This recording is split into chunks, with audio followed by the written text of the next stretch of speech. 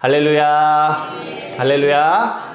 하나님의 은혜와 평강이 오늘도 이 예배 자리에 나오신 모든 성도님들의 심령과 가정 가운데 함께 하시기를 주의 이름으로 축원합니다. 지난주에 우리는 세례 요한이 이 유대인들에게 회개의 복음을 전하면서 세례를 받아야 된다고 한다는 이 말씀에 대해서 나누었습니다. 당시 유대인들은 자신들이 천국에 가는 것이 매우 당연한 일로 여겼기 때문에 회개하고 세례를 받고 죄 씻음을 받아 천국에 가야 된다는 이 요한의 말은 굉장한 충격으로 와닿았죠.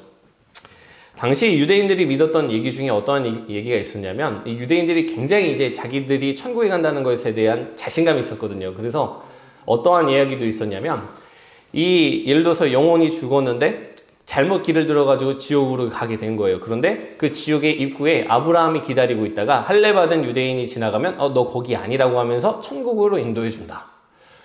정말 대단한 악을 저지른 사람이 아니면 그 사람을 갖다가 인도하여서 천국으로 인도해 준다는 그러한 이야기를 믿으면서 살았던 사람들이 유대인들이거든요.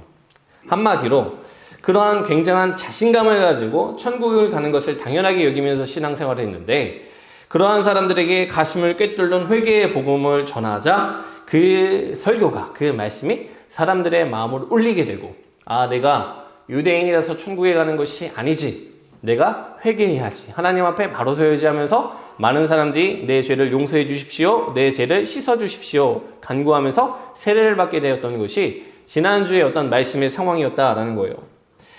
여러분, 그런데 오늘 말씀을 보면 우리가 이해할 수 없는 상황이 벌어지는 것을 보게 됩니다. 지난주의 말씀에 의하면 결국엔 세례는 누가 받아야 되는 겁니까? 죄인이 받아야 되는 거예요. 죄 씻음을 받는 사람이 세례를 받고 하나님께로 용서함을 받고 정결함을 받아야 되는 게 세례거든요. 그런데 오늘 말씀 13절을 보니까 주님께서 요단강에 이르러 요한에게 세례를 받으러 나오셨다라는 구절이 있어요.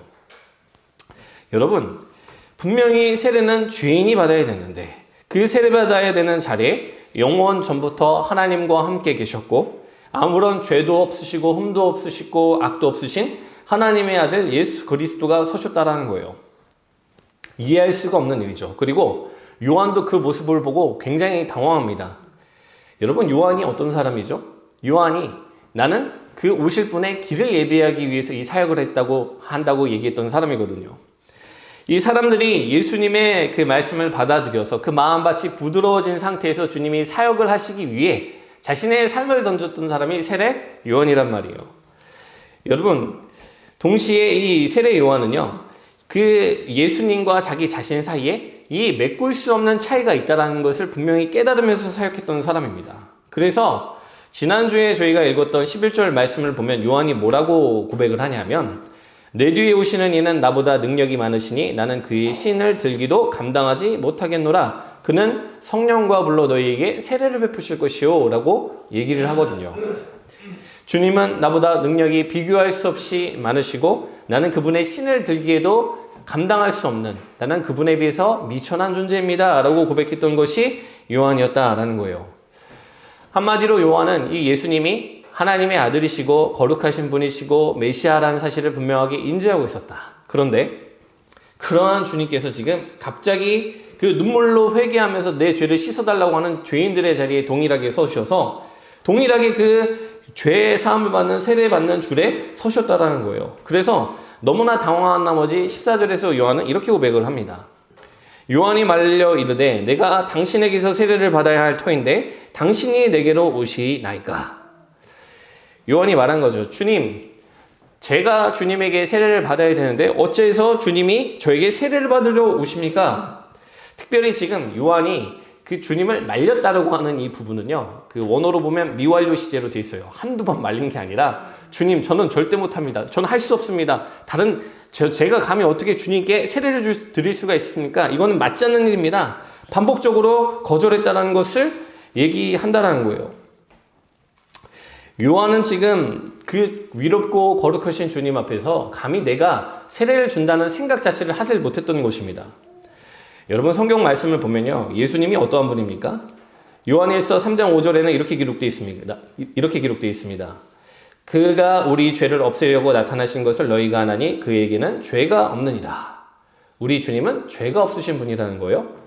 또 히브리서 7장 26절에서 예수님은 거룩하고 악이 없고 더러움이 없고 죄인에게서 떠나 계신 분이라고 묘사를 합니다.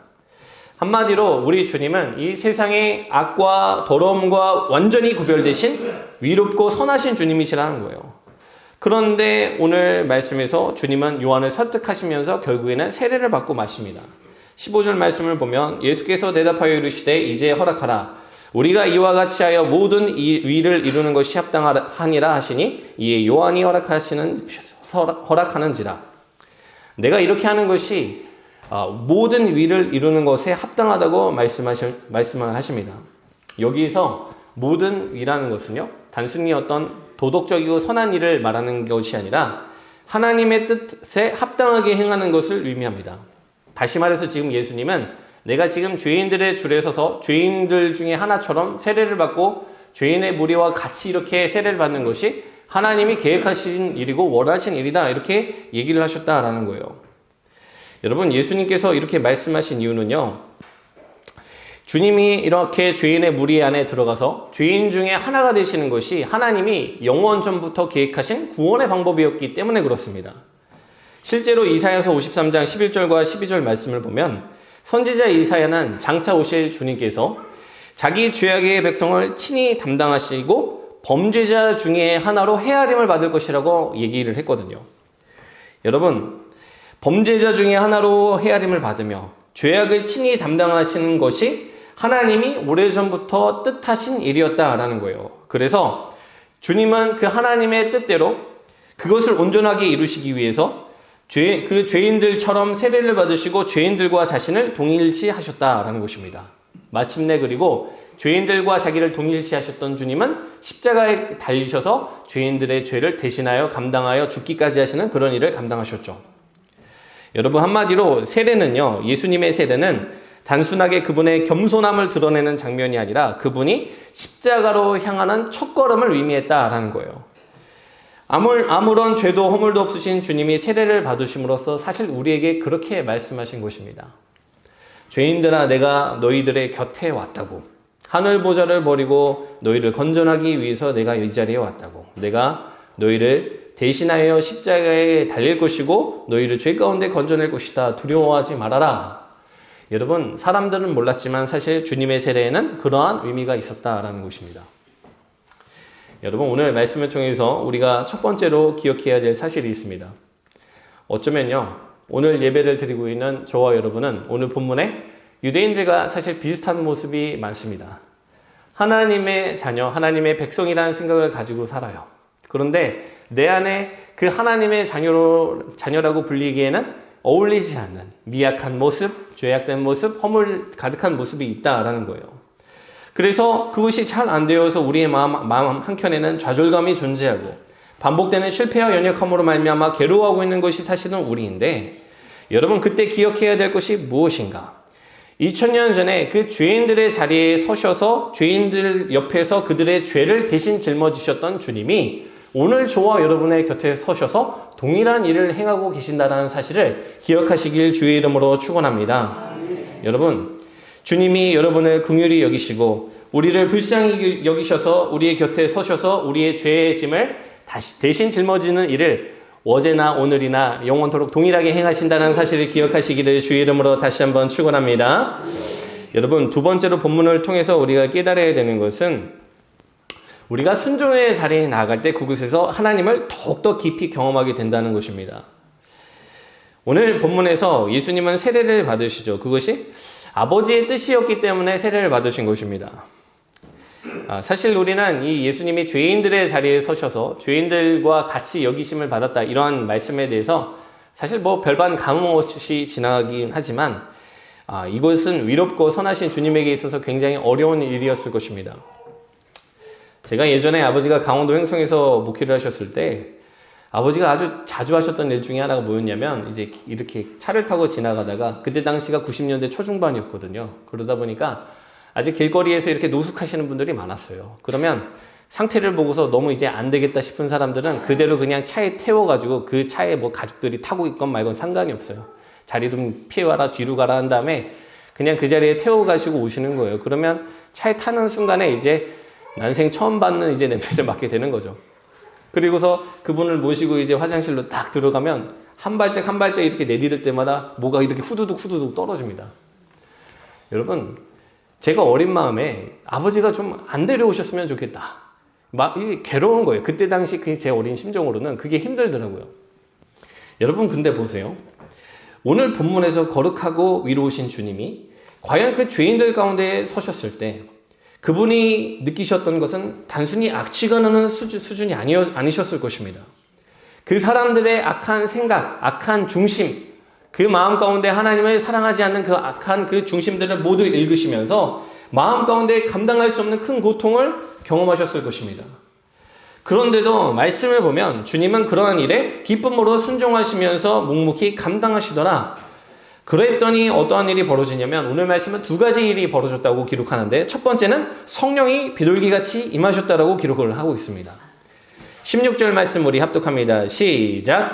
예수께서 세례를 받으시고 곧 물에서 올라오실새 하늘이 열리고 하나님의 성령이 비둘기같이 내려 자기 위에 임하심을 보시더니, 자, 세례를 받으시고 물에서 올라올 때 하늘이 열리고 하나님의 성령이 비둘기같이 자기 위에 임하심을 보셨다라고 기록하고 있습니다. 우리 감리교단의 창시자인 존 웨슬리 목사님은 이 장면에 대해서 성령이 주님께 특별한 방법으로 기름 부으신 사건이라고 기록을 했습니다. 다시 말해서 주님께서 순종함으로 나아가실 때 성령께서 공생의 사역을 앞두신 주님께 충만한 성령의 기름을 부어주신 사건이라고 해석을 하더라는 거예요. 여러분, 우리가 하나님의 말씀에 순종할 때 성령의 기름 부으심을 충만하게 경험하게 된다는 사실을 믿으시기를 주의 이름으로 축원합니다. 내가 순종하면 무조건 기계처럼 기름 부으심을 받는 것은 아니지만 우리가 성경을 읽다 보면 하나님으로부터 놀라운 능력을 경험한 사람들, 놀라운 성령 충만을 경험한 사람들은 한결같이 그 말씀에 순종하고 복종했던 사람들이라는 것을 보게 돼요. 여러분, 예수님께서 그 제자들에게 이 성을 떠나지 말라고, 아버지께서 너희에게 약속하기로 주신 것을 받기 전까지는 성을 떠나지 말라고 얘기를 하시잖아요. 그리고 나서 결국에는 그 주님이 말씀하신 성령 충만의 역사를 경험한 사람들은 누구였습니까? 그 말씀을 붙들고 그 자리를 떠나지 아니하면서 주님이 주신다고 말씀하셨으니 우리가 기도하다 보면 반드시 받을 것입니다. 신뢰하면서 순종했던 사람이 성령의 충만함을 경험하게 되더라는 거예요. 여러분, 기름 부음을 받지 못한 이들이 저주를 받았다거나 악하다는 이야기를 하는 것이 아닙니다. 그러나 순종의 자리로 나아갈 때 하나님이 예비하신 성령 충만의 역사를 경험하게 되는 것이 우리의 인생이더라는 거예요. 제가 살면서 느끼는 것은 제가 경험적으로 체험한 참 많이 하는 것 같아요. 하나님의 뜻에 순종하지 않으면 성령 충만하기 어려워집니다. 우리는 그 외에 성령의 기적적인 역사와 그 권능과 이 마음, 이 낭망하는 마음을 갖다 일으켜 세워주시고 죄를 이기고 세상을 이길 수 있는 권능을 갖다가 기름 부음 받기를 원하잖아요. 근데요, 참 희한한 것이 능력을 바라지만 결국에 우리가 능력을 바라면서 그 죄에 대해서 둔감하고 하나님의 말씀에 대해서 순종하지 않을 때가 사실 적지 않거든요. 그러면요, 내 안에서 성령의 그 음성 들려주심과 능력 채워주심과 붙들어주신 그 역사를 체험하기가 참 어려워지더라는 거예요. 그래서 다윗이 시편 51편에서 밧세바와의 그 간음 사건을 저지른 후에 뭐라고 고백을 했냐면 주의 성령을 나에게서 거두어가지 말아달라고 간구하더라는 거예요. 왜?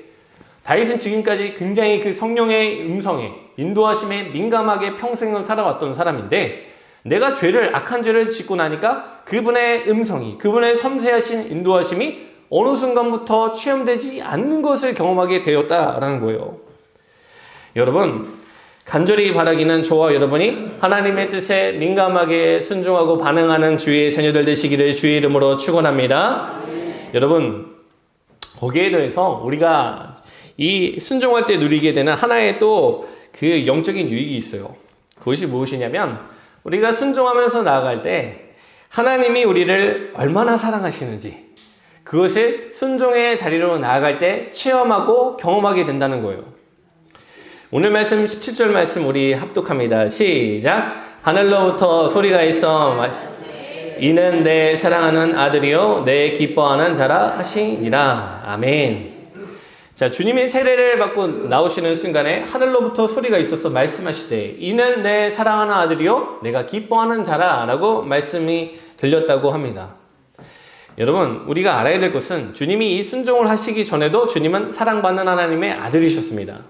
순종을 하셨기 때문에 아들이 된 것이 아니고 내 기뻐하는 자가 된 것은 아니에요. 그러나 중요한 것은 여러분, 주님이 순종하신 그 직후에 그 하나님께서 음성으로서, 체험으로서 주님에게 이는 내가 사랑하는 아들이고 내가 기뻐하는 자라고 들려주셨다는 것을 우리가 기억할 필요가 있습니다.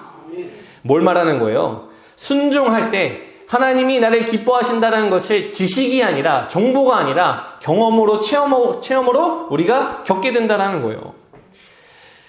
우리가 무언가를 안다는 것과 체험한다는 건 진짜 전혀 다른 차원의 얘기입니다. 제가 예전에 군대 훈련소에 있을 때 이 5주간 5주 6주 이렇게 훈련을 받거든요. 신병들 가둬놓고서.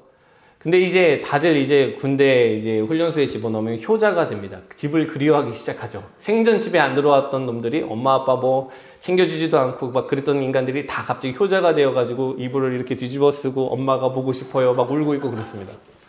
그러다 보니까 사람들이 뭘 하려고 하냐면 그때 당시에 이제 훈련을 잘 받으면 점수를 이렇게 주기 시작해가지고 점수가 높은 사람 뭐 5명, 10명은 집에다 전화할 수 있게 만들어주는 그런 권한을 줬어요. 그러니까 사람들이 얼마나 눈에 불을 켜고서 이제 총도 잘 쏘려고 하고 청소도 열심히 하려고 하는지 몰라요.